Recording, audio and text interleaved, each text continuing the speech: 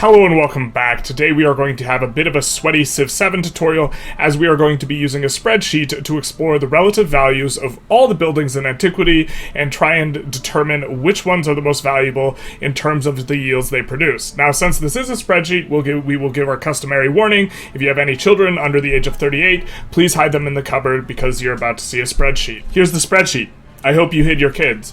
The goal of the spreadsheet is to provide one singular value output for all the buildings such that we can compare the buildings in terms of what yields they're giving. It's important to note for all of these, we are not going to be including secondary effects of what buildings give, so academies giving slots for codices, this is a non-zero value. We're not accounting for that because we can't numerically compare these. We are looking at yields specifically. In order to do this, we are going to first explain and justify the values we have come up with in terms of thinking of how valuable the yields are relative to one another, where we have chosen gold to act as the baseline.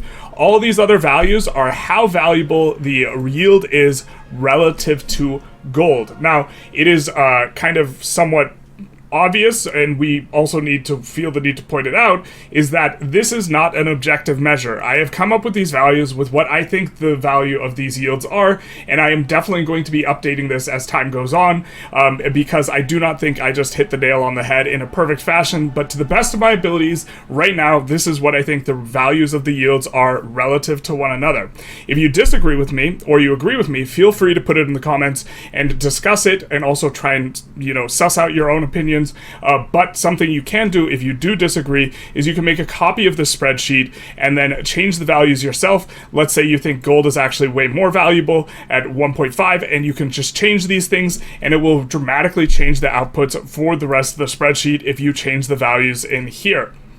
Then we will briefly discuss adjacencies, because we are assuming that some adjacencies are had, a relatively average amount of adjacencies, not spectacular, not terrible, better than the AI, but perhaps not optimal, where this will affect the yields that are getting output off to the right here. We are then going to discuss kind of unpacking a little bit what we mean by these various categories by which we are comparing all of these buildings, and then we will get into the buildings themselves, first discussing the generic buildings and their relative value, and then discussing the unique buildings, including the unique improvements, and discussing their relative values as well, with keeping in mind of the fact that these are going to have unique quarters attached to them. Often the unique quarters have really good abilities or don't have such good abilities, and this is often where an enormous portion of the value is, and we're not necessarily going to be able to properly capture that in our yields analysis, but this will give you an idea of, if you are not playing for a secondary advantage, what buildings you should go for, what buildings you should avoid, what buildings will recoup their value, and what buildings are unlikely to, or even have negative value. Just to make this explicit, the value of gold is obviously equal to 1 gold, and that is why we have this here. We thought about not having a drop-down table available for it at all, but if your central thesis is we got the values relatively correct, it's just gold was a little bit off, you can adjust this and change things up. But the value of the gold for us here is equal to 1 gold. This is the cost, or this is the basis upon which the cost of everything is determined here, is its cost in terms of gold. Now, the second most straightforward one to look at is production. The production cost of every single building and or improvement, unique improvements are also in here, is equal to 4 times its gold cost, which intuitively suggests that this should be 4x. However, we are making it 2.75x for several reasons. The first of which is it is easier to find multiplicative effects for gold in terms of getting gold resources, playing as Augustus, and finding stuff that allows you to get more use out of your gold than it is to find ways to get more use out of your production. If you have 5 gold resources, right, then this effectively cuts, in terms of the math, will cut the cost of this in half if you're paying in gold, in which case the value of a gold in terms of just straight up will be half that of a production, right? And so this is important to note, that it will be variable based on what multipliers you can get, and it's easier to get gold multipliers than it is production multipliers. But also secondarily, production generally has less flexibility and fewer opportunities than gold. Right? With gold, you can get stuff in any location at any point in time. You can stockpile it. You can respond dynamically to the situation, purchasing units when you need them. And it's really difficult to quantify this, but I do think that this is a really substantive aspect in terms of comparing it to production. Production has to be dedicated to one particular thing at a time, although you can force end the turn in order to kind of stock and pile and overflow production if you really want to sweat the micro. But it is often going to be the case. If you take a look here, the net value of these buildings are wildly different. In our highest production cost or our highest production producing cities, we are going to build the most valuable buildings first and then work our way down with kind of, different accommodations made to the fact that we're playing different civs and different leaders, but the idea is we're going to build the best building available. This means in the places you have the most production, you actually can't build the most useful thing because you already built it. Gold does not have that problem. If there is a single place you can build the most useful and profitable thing that you can get it there with gold. Production is gated in that way, and that's why we have put production at 2.75. Now, science and culture, this is a bit of a feels kind of analysis in the sense that we haven't done anything mathematical to kind of come up with this, but generally speaking, we're a little bit more excited to get science and culture in Antiquity specifically, than we are to get production, especially really early on in the game, before we get access to monuments or libraries. It often represents speeding up technology really fast or quite a bit, and so I do think it's more valuable. I think in later ages, it comes more in line with production in terms of its value for both science and culture. I also don't have, I suspect one of science or culture is probably worth more than the other, but I don't really have my finger on the pulse of this type of analysis right now, so I think 3.2.5 is a reasonable guess here. For happiness, this one I'm quite unconfident on, as I have not looked at the math for the scaling happiness costs. I know happiness, to my recollection, scales non-linearly, it scales exponentially, it requires more and more in order to get a celebration, which means it's going to be better earlier on, and it's going to be worse later on, even though celebrations have a multiplicative effect for you. At a certain point, you will not be getting more celebrations, or also, at a certain point, you will be getting a celebration every 10 turns on standard speed, which means that extra happiness won't cause you to celebrate more. So happiness kind of is a little bit variable. We put it on as being slightly more valuable than gold at 1.5. If you change this value, and lower this will make every building a lot more productive, or many buildings a lot more productive, in that both gold and happiness are a maintenance cost of most buildings, and so this is something to consider when evaluating stuff. The maintenance cost, if it produces gold or happiness, it doesn't require that thing, and if it's a warehouse, it doesn't require either, but other than that, everything will require 2 gold and 2 happiness if it's an antiquity building. Building costs do scale up with age. For the food, the food one might be a little bit controversial. Food falls off really hard. We have another spreadsheet / analysis of this, so we won't go into too great of depth. If you come into the spreadsheet, you can find the explanation video here, but the idea is that food is incredibly good in the early game, and is probably in the very early game worth 1.5, or the very beginning of the age worth 1.5, maybe 1, something like this, because it can generate, if you have not had a lot of growth events, it can generate growth really fast. And a little bit of flat food in 100 turns will get you a ton of growth when you're at really low levels. Eventually, you do hit an equivalence of a wall, which is what we have represented in the gray here, where it will take over 50 turns for you to grow. And marginal food, even given 100 turns, won't make you grow any faster. This will take, 300 turns to get a single growth if you just added 10 food. At this point, food becomes functionally worthless. And so, as a result of it, although, I do believe they get stored for the exploration age, so you get exploration age growths a little bit faster. I haven't confirmed this, but it is the case that at the beginning of the age, it's worth maybe 1.5, and if you wanted to download the spreadsheet or copy the spreadsheet and look at it at beginning of age and think of it like that, and then make it worth 0.125 at the end of the age, something like this, you could differentiate. It also depends on the amount of growths that a city has gotten, or a city or settlement, and so the fewer growths that have been achieved, the more valuable marginal food is in that place in terms of its ability to generate additional yields, because this is the purpose of foods, to generate additional yields for you in some other way. And so food is going to be valuable in that case, but in other cases it's not going to be valuable. We've chosen 0.25. For influence is going to be one that is highly variable. It is going to be worth a lot.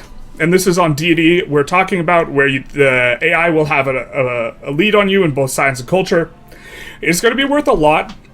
Or it's going to be worth kind of the same amount of science as science and culture early on, and then it's going to be worth an insane amount relative to science and culture, maybe 4 to 6 times, and then it's going to be worth maybe 1.5 times as much later on. A big driver of this is going to be the fact that you can do espionage.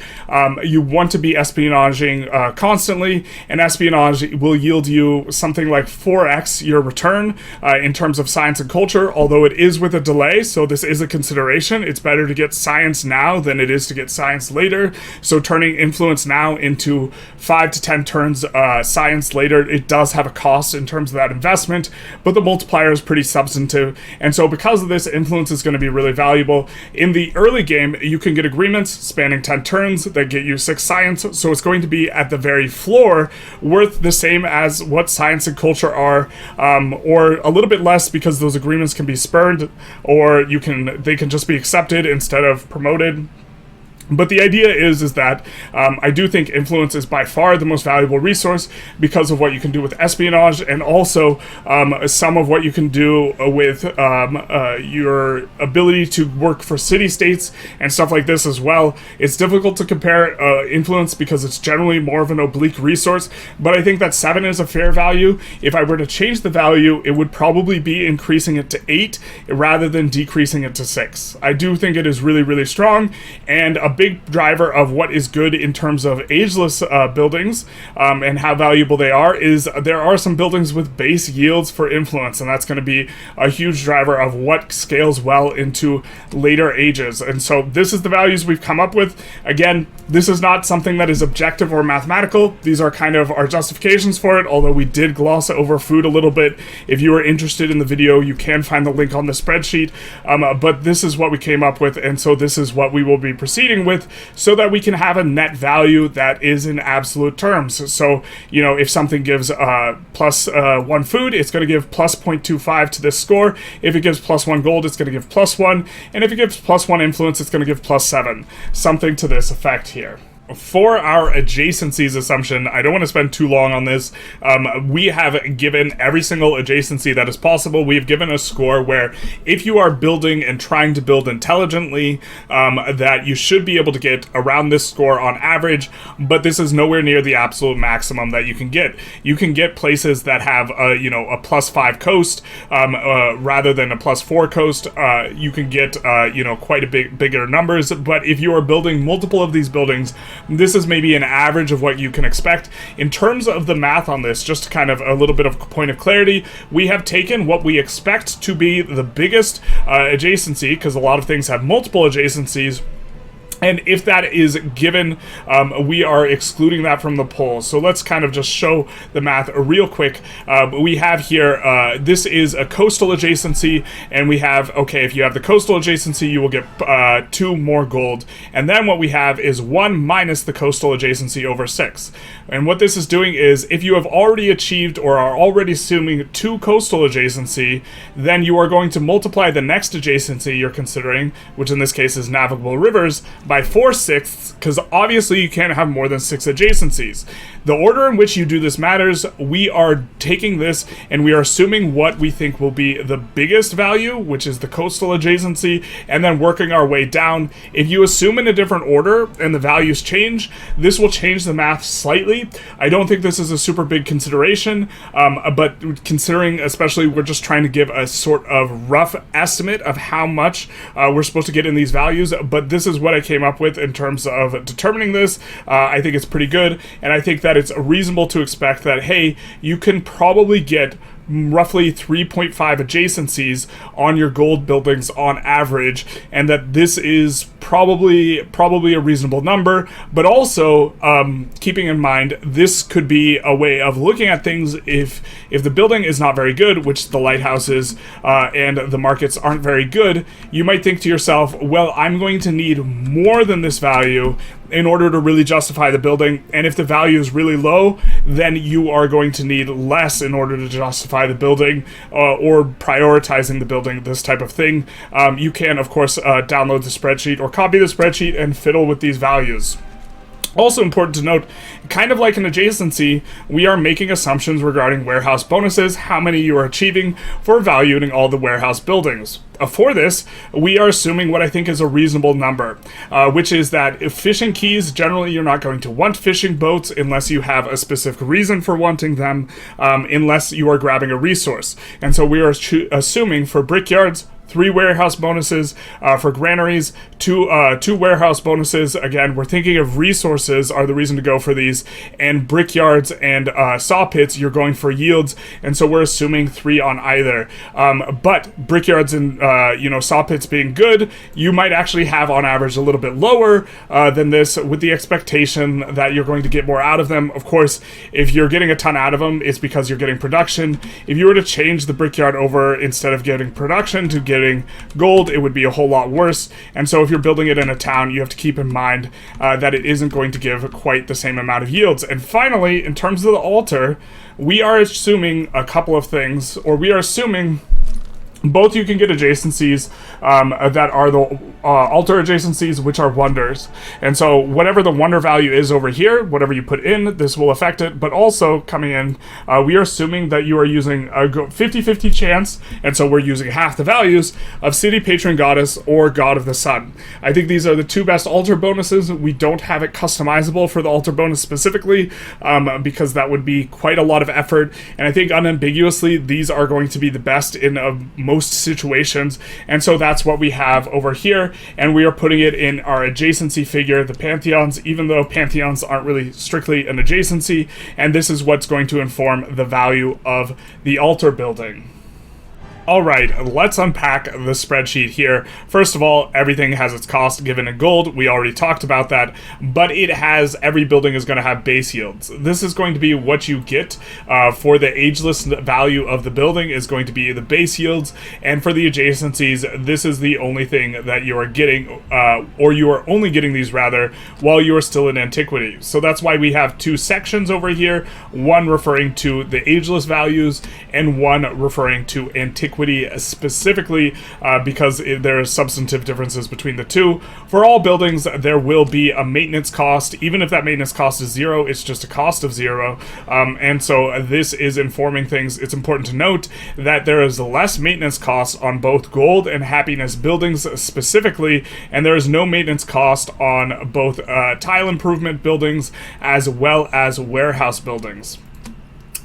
For this, we have the net value that is added. This is gotten or achieved by taking the quantity of science produced, or the quantity of all these yields produced, and multiplying it by the relative value, and also adding adjacencies if you are in the antiquity age tab or section specifically, and then minusing the value of the maintenance cost, which is of course multiplied by the relative value here, and from that you get this net value, which is the amount of value that a building produces per turn. What TTRC refers to is the turns to replace cost, and so this is achieved by taking the cost of the building and dividing by the value per year. If the cell is grayed out, that means that the yield is negative, and so you will never recoup the cost because the building is actually worth less than its upkeep given the assumptions you are making in relative value. You will notice most of the things that have grayed out slots are things that produce food. We're assuming food's not worth a lot. If we thought food was worth a lot, all those would stop being grayed out, but we don't think food's worth a lot, and so that is going to be the current situation. We have these both for ageless and for antiquity in terms of looking at things, both the turns to replace and also the net value, and we of course do have all of this down below for the unique buildings as well. So, for comparing these buildings, what we're going to do is we are going to look at the weakest buildings first. And so, instead of having this sorted by alphabetical, we're going to come by the metric I think is most important, which is the turns to replace in antiquity. It's important to note that if you are about to end the age, ageless turns to replace is going to be more important, but this is a figure that takes into account the cost of producing the building, which I think is definitely worth considering. The stuff that costs 780 will just always look like a better building than every other building. We're looking at the Academy and Amphitheater, but if you consider and take into account the fact that these cost the most, things will change up a little bit. And so what we're going to do is we're going to sort from Z to A, and here we will have the very worst buildings at top, except for the actual two very worst, which are the garden and the bath here. These have negative output values, so it actually takes a negative number of turns to replace them, and this is actually the turns to lose the value again, and so we have these grayed out. These should be at the top of the thing, but this just has to do with the way that the math is formatting the spreadsheet. For these, I think that it is important to note that the relative value of some of the stuff is affecting where these are getting put in a really substantive way. It's because food is worth so little. There are contexts where you maybe want to build a garden or a bath, and I think specifically the one context is the bath, since it also gives 10% growth rate, which in terms of moving the wall, moving over to the other spreadsheet very quickly, in terms of moving this threshold by which it takes 50 turns to grow, it moves it down roughly a half a population. And so when you get this, you can kind of get a little bit more growth events, especially if you have a lot of food. And I think in the context of when you have very few growth events, that is when you are on a really low population, that marginal food is actually really valuable to grow. The value of growth is that you get to work additional yields. And so in those cases, like if you put down a town and you immediately buy a bunch of buildings and upgrade it to a city, I actually think that the bath is reasonable. And in that context, it's maybe worth 1.5. It's like roughly 80 turns to replace the value of the bath, and I think you will recoup it over the course of the age if you somehow get a bath really early and upgrade something to a town in this way. There's maybe some niche cases, but generally speaking, you're going to never want to build the garden and the bath because they will actually have negative value per turn in terms of the gold. If you could get these for free, you would prefer not to have them. But coming back up to the top here, we are going to have a fishing key, which will take 440 turns to replace. That's a lot of turns. It's not producing a lot of net value. It doesn't have any maintenance, so this does mean if you can't build anything else, your production would just go to waste. So first of all, you can force end the turn by clicking Shift-Enter, which kind of stockpiles your production. But if you don't want to do that, I kind of think it's an exploit. Something you could do is you could build a fishing key. We are not taking into account also some of the value of buildings is that you can use a fishing key to move the city, the area of the city out so that you can grab resources. I think this is the primary use of the fishing key is as a maneuvering tool rather than generating yields. It will take 440 turns to replace. Ancient Bridge probably shouldn't build unless you have nothing else to build, or you specifically want the strategic value of being able to cross over without stopping your movement over, a river. But other than that, it's going to be really, really weak, and you will notice a theme here. All of the economic buildings, which we can talk about here, are generally really weak and should probably be avoided. They take over 100 turns, which this is longer than the age in order to replace their value, so you should almost never be building them for value. However, these buildings let you have more slots. I believe the market gives you 2 more resource slots, and the lighthouse market gives you 1 more resource slot, lighthouse gives you 2 more resource slots, and if you think of those slots in terms of, hey, you would be able to slot in 1 additional resource that's producing 3 production, suddenly it doesn't take very long for these to replace their value, and they replace their value very, very quickly. And so I do think that this is something that's worth noting, but for the most part, you are not going to want to build these if you have other available options that are reasonable. It might even be the case that like building a settler proactively before you have an extra settlement limit or a place to settle is better than building a lighthouse or a market. They're just generally not very strong unless you fundamentally change your assumptions about the value of all these things, and you think gold becomes a lot more valuable. In particular, I do think in later ages science and culture is less valuable, as is influence, which increases the relative value of gold, but for the antiquity age I don't think it's particularly high. high. Next up, we have the arena. The arena produces happiness. It notably doesn't have any happiness kind of costs, and so this will be kind of a reasonable shout. I think, generally speaking, the two other happiness buildings are going to be absolutely insane relative to the arena, so you're kind of scraping the bottom of the barrel if you're going for an arena as the thing you are building because you want happiness yields. I think that you should generally avoid it. You also get it later in the tech tree than both the villa and the altar, and so I do think it's not going to make too much sense. It requires almost the entire age length, or actually kind of the entire age length to make up its cost. Okay, next up we have the blacksmith and the barracks. Blacksmith and a barracks kind of fit an interesting pattern in that I think that production kind of goes up in value in the exploration age, and even though these will only be providing base yield and they'll barely be valuable in terms of looking at it agelessly, if you think of production as being worth 3 in the next stage, probably, these things will recoup their value eventually, and so I do think that these are good buildings to build when you don't have anything else to build, and it also increases your capacity to build more. It is like plus EV type of thing, and so I do think that these are kind of nice, but they'll ultimately take way too many turns in order to replace their own value. And next up, we kind of hit the culture and science buildings, which are decently good at recouping their value in the academy, the amphitheater, and the library. Notably, the academy and the library, of course, have codex slots, so this is additional value on top of what you already have. Academy and library also notably kind of have a better adjacency potential than the amphitheater and monument, in my estimation, and maybe this actually, as a consequence, makes culture a slightly more valuable, but the monument is also considerably better than the rest of the 3 culture/science buildings, and so maybe this makes culture worth, relatively speaking, less. This is something to maybe think through, and it probably is dependent on how many of these buildings you can build, but for the most part, these are going to be preferable to the production buildings, because I think science and culture are just generally more valuable, replacing themselves in a decent period of time, between 40 and 55-ish turns it will take to kind of come after these buildings, and so I do think they're a good shout. Next up, we have the villa.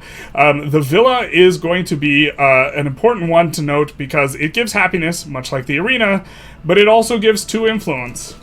We think that influence is really valuable, and the important thing to note for the villa, more than anything else, is this is something you definitely want to build in Antiquity for the value it gives you in the next age. It's generally hard to get influence yields. You can't really build for them specifically, so you should probably try and build a villa in every single one of your cities / settlements, if you get the event that allows you to build them, that you can.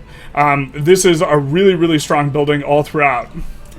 But even better than it, at least in the age of Antiquity, is going to be the altar. The altars produce so much, value, only 25.7 turns in order to recoup their value in the Antiquity age.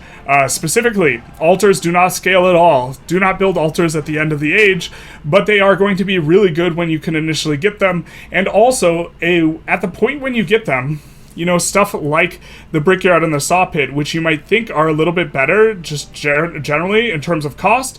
If these are applying to fewer buildings, or just one fewer building, then they get worse than the altar. So if you have to decide between the altar or a +2 warehouse, then you are going to want to go with the altar instead, but a warehouse in the case of being +3. Kind of with the assumptions that we have, which of course you can make different assumptions. I do think specifically the altar comes at a time when you do not have very good science and culture, and that is often something that can be throttling you in a substantive way, and so I think going after it, if you have the sun god pantheon, is particularly good. Next up, we have the best non-warehouse building in Antiquity, and that is the monument. 24 turns to replace its value. Not only does it produce 1 influence, it also produces 2 culture, and it requires a significantly less production than the villa. You should probably build a monument in every single city, because not only is it the best in, Antiquity, it also transitions really well into the next age in terms of replacing its value. It only produces 1 influence instead of the 2 influence, like the villa does, so it's a little bit worse than in the next age than the villa, but this is definitely one that you really want to go for. You can make an argument that maybe culture is worth less because the small culture building of this age, the monument relative to the amphitheater, is a kind of must build because it has influence. And so you could say because of this, because you're always going to have access to that culture, maybe it's worth a little bit less. This is an argument you could make. It certainly would seem reasonable to me, but the monument is going to be absolutely cracked. And then next up, we have the brickyard and the saw pit. The big thing about the other warehouse buildings is that they are producing food. Food isn't very good, but warehouse buildings as a general heuristic are going to be really good in the sense that they do not have any upkeep cost, and they also have the same value in every other age. You will generally want to get these buildings, and don't get yourself trapped by the fact that they are giving you not so many yields. When you look at what to build, and you see it just gives +3 or +4, it's important to keep in mind that these are really cheap, and so don't think of it just like in terms of the net value added, which the net value added of these buildings is nowhere near that of an academy. The thing is, the academy costs 4 times as much to build very nearly, or 3.5. And so this makes it much easier for you to recoup your investment with a brickyard or a saw pit. Also, decent shout is if you have these guys and they're producing, just gold, but they are producing gold with let's put the value here on 1. They are producing just gold, 55 turns to replace. But if they are in a town, right, and this is how they are producing gold, and it's a mining town, 44 turns to replace. Very solid, even in a town, if you have enough of these kind of going on. Another thing to note is, of course, this makes it so you want to, whenever you're getting something that has a warehouse bonus, really lean into one or the other, either a brickyard or a saw pit. This will allow you to get the very most out of your construction towards either one of these and build the good one and maybe not the bad one. But it's even if you have zero adjacencies, they still replace their value in 80 turns. Like, you're just building for the singular value. And also in the capital specifically, if you have a lot of squares to work with in your capital, making a quarter that is 2 buildings stacked on top of each other will give you +1 science and culture. And in terms of your ability to rush quarters, warehouses are also going to be insane. If you assume that this warehouse is adding and making something into a quarter, it takes even less time to replace its own value. And so the warehouse buildings are going to be kind of, to some extent, king. And then the other buildings that you really want to focus on are both the monument and the villa, in terms of their agelessness, going to be very strong all throughout. And the altar is going to be really good in the Antiquity age specifically, and also gold buildings and food buildings just generally are really bad. We have these as the worst of the worst, and that's kind of what you get from the generic building. So for the unique buildings, we already have a kind of special ordering, which is each one of these is grouped according to the quarters that it is involved in, and so we don't want to unscramble these too much. Also at the very bottom, we all have all the unique improvements, which we maybe would want to create a new table for, but we are going to sort these columns from A to Z just to briefly look at the ones that are going to be very best, and you will notice a little bit of a theme. Most of the ones that are the best are going to be the improvements in terms of how efficient they are. They're very efficient, but there's an important distinction to be made between the improvements and the other buildings, which is the improvements do not give you an opportunity for a really good specialist in the same way that the unique districts do. And of a particular note, if you are placing any specialists in the ancient age, it is really nice to place them on these unique districts or unique quarters, because their adjacency boosting effect of the specialists will carry over into the next age, because all of these quarters are ageless, and this is a really important detail. But you will see the Great Wall, the Paradesa, the Hualit, and also I think we have one other in here that is giving that type of stuff. Poktop and Beret unfortunately do produce food, but these are going to be the absolute killers. If you have a non-food producing improvement, generally speaking, they're going to be very efficient in terms of their cost.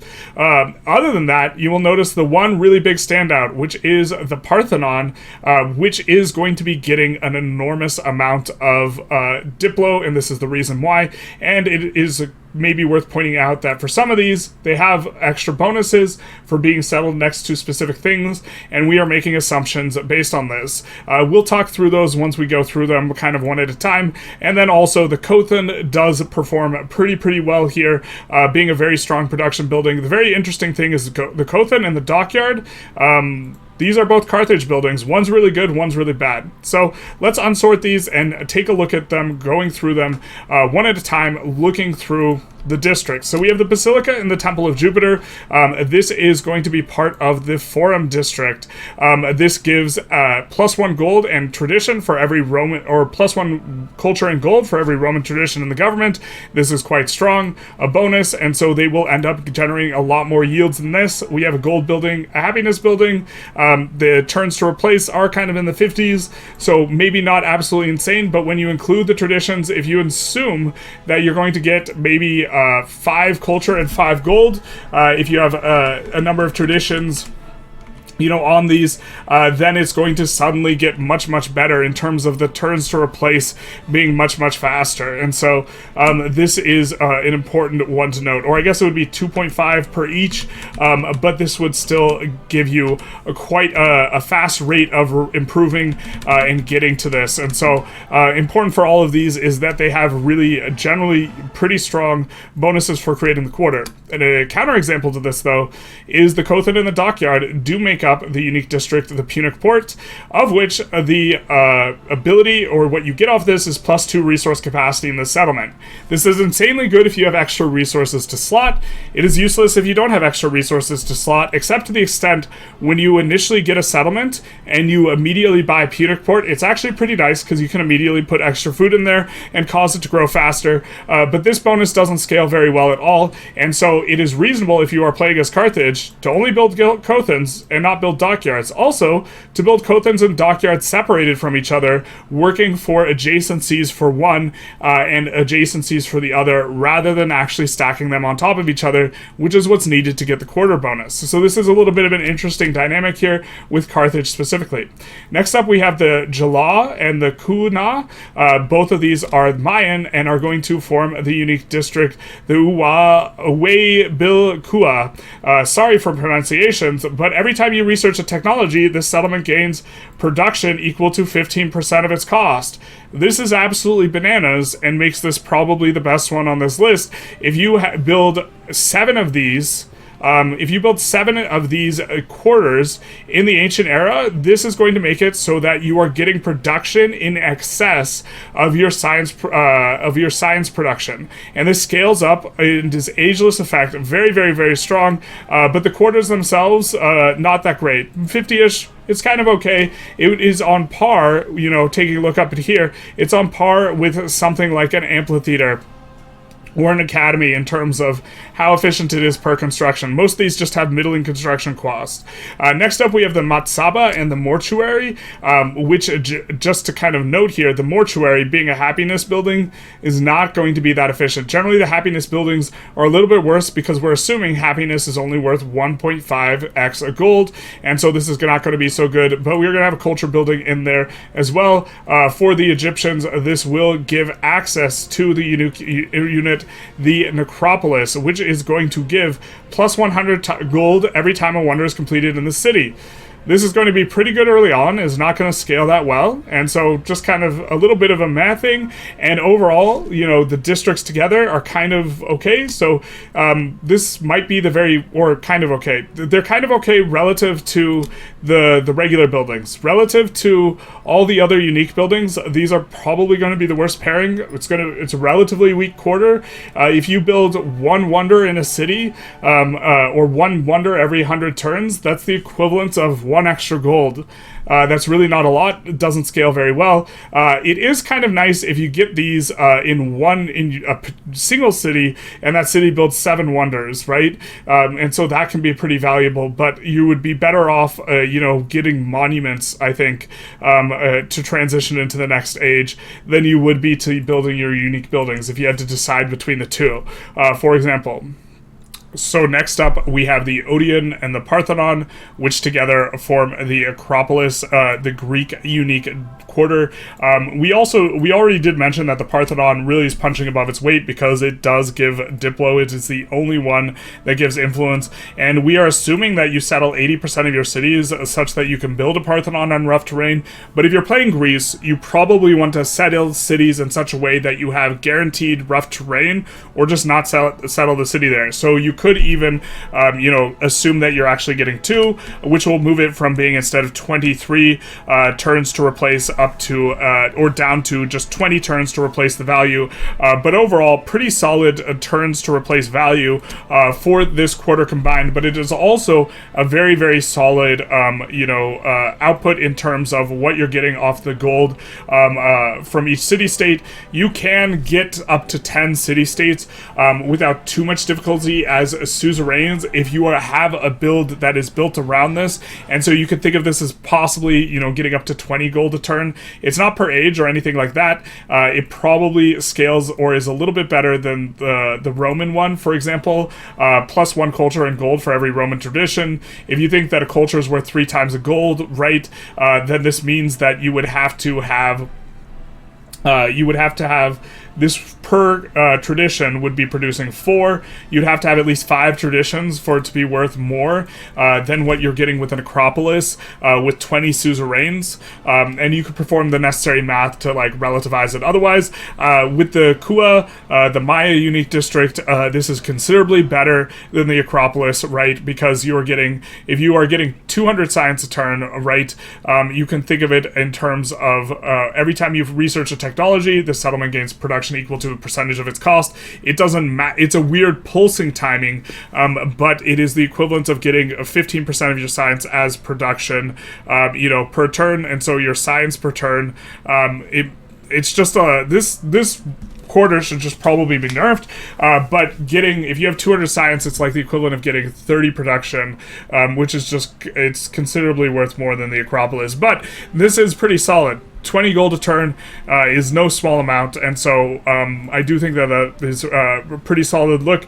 in terms of comparing these. Next up, we have the Dharmashala and the Vihara. Sorry for the pronunciations. Both of these are happiness buildings, which means both of them are somewhat middling in terms of their turns to replace, although they do have adjacencies, both that are non-happiness in both science and culture, so they have kind of good adjacencies.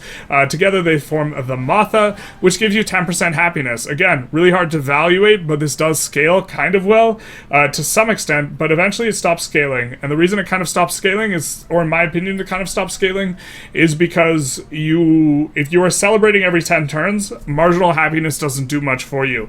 And so eventually you get to the point where you're celebrating every 10 turns if you really push the happiness a lot. And so in which case it's not useful, but it is also useful if you just go happiness in the Antiquity, and then your happiness is solved. And a reason, I suppose, that you could go a happiness build is to go way, way, way over the settlement limit, because you don't incur the negative effects or the negative effects is minus happiness. If you have positive happiness everywhere, it's not a very big problem. Next up, we have the 5 improvements that can be built, which are relatively straightforward. For the beret, we did make an assumption in terms of you having 2 worked floodplains to determine how much food is worked, but since this is just giving food, it's a pretty bad improvement. It will eventually replace itself. It is something that's probably worth building in Antiquity, but you do not pick the Kumai because you're getting this. You built this because you're picking the Kumai, and then you say to yourself, the truth hurts.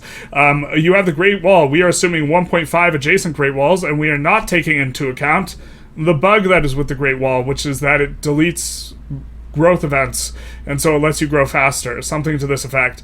It's going to be pretty solid in terms of turn to replace, as are all the improvements. The problem with the improvements is they are often very awkward to place really well. They are really difficult to get several of them placed in spots that you want, and having to build and do this stuff around them if you reduce yields in order to try and get a good improvement.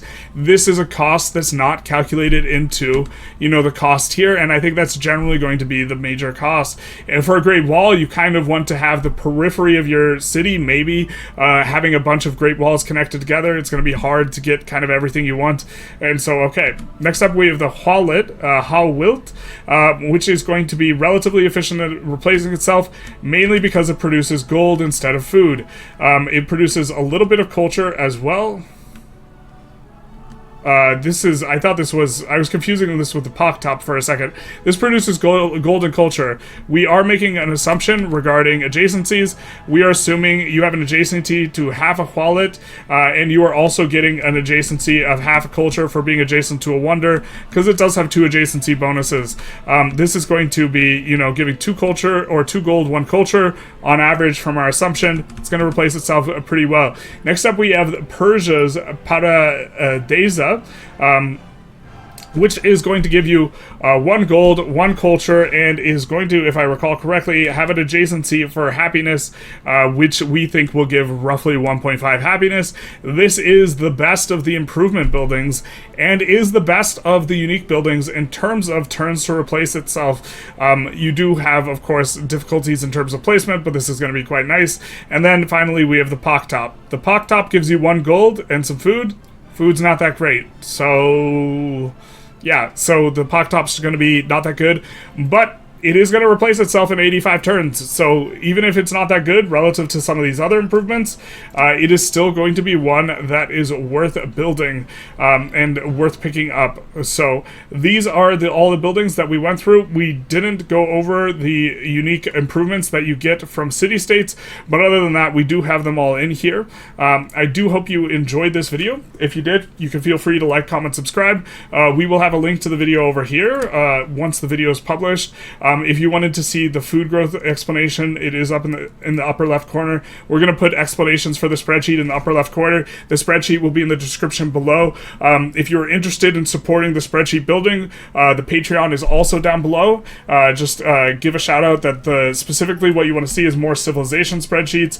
Also, comments are very helpful, especially because I'm trying to grow my channel as it relates to Civ 7 right now. But other than all of that, I hope you enjoy and have a good rest of your day.